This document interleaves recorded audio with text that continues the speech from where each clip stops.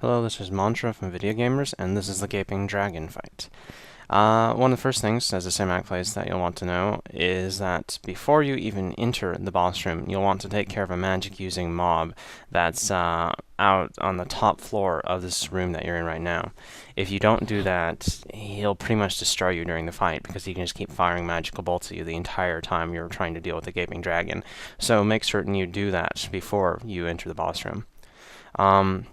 The Gaping Dragon itself isn't terrifically hard, and I would actually argue that the magic user that I was talking about is more difficult than the dragon himself. The dragon has a very limited move set, and, well, you'll see, won't you? He doesn't do much aside from that attack right there, which allows you to run up, and I usually choose to try and hit the front once or twice, depending on how much time I think I have left before he starts charging like this.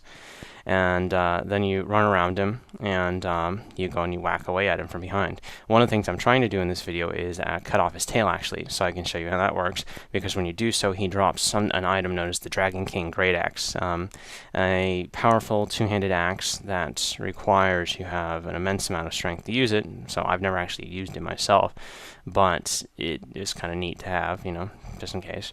Now, what you see him doing here is something he doesn't actually do very frequently, so this is where he continues to sort of follow you around for pretty much as long as he wants to, it seems. I'm not really quite certain on the specifics of this, but what you really need to do is either get a lot of distance away from him or just keep close to him and continue to dodge his attacks. I do believe that you can get him to exit this mode by just getting far away enough that he stops trying to hit you with his claws or hit you with his tail. In this case, I was actually testing this by seeing whether or not he would stop sort of just following me around the room if I kept close to him or not. So, as you can see, when he is close to you, he has a lot more attacks than he has when he's far away from you, which is why you want to stay far away from him while still having enough time to rush in close and hit him after he does one of his major attacks when you're at a distance. So there's another attack that you've seen once before in this video where he jumps up in the air and then drops onto the ground. He can do a lot of damage, especially at the level you're fighting him. He does quite a lot of damage for that level. So I really wouldn't advise ever, you know, having any chance of getting hit by him. Just be as careful as possible, because when he exits this just chasing around the room mode, then it is quite simple really to harm him without ever coming close to being in danger. So there's the stomp attack. Again, it's not terrifically dangerous unless you happen to get caught by him, like across the wall over. And there you see him do that attack again, where he just sort of smashes down the ground. That one's very easy to avoid.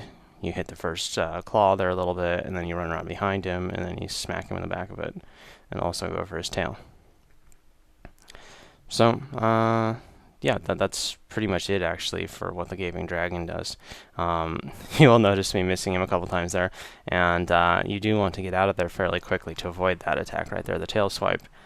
So, you know, that there's not much more to his strategy, to be honest. He'll either follow you around the room as he was earlier in this video, or he'll just continue to do these two attacks. And if you can handle both of those, then you'll really have no problem with this fight. One of the things he does do is drop the key to Blighttown, which is the key to the next area you're going to want to be entering at this point in the game. One of the interesting things that we'll be showing you in another video, however, is that you don't even need that key to get through the entire game. There is a shortcut, somewhat secret shortcut, through the Valley of Drakes that allows you to bypass the entirety of the regular part of Blighttown and go almost straight to Quelaag. So we'll put that up in a video for you guys to see, so you don't even have to bother with Blighttown. So I believe the tail will be cut off fairly swiftly here. And what it is, yeah, there you go. So once you do that, which isn't terrifically hard, I mean, we are using the Drake sword here, which pretty much everyone can get here. It's not that difficult to obtain. Then, yeah, you can just leave that loot there lying on the ground until you've finished him off if you want to be safe and careful, as we were here. It will remain, so you can pick it up after the fight's over.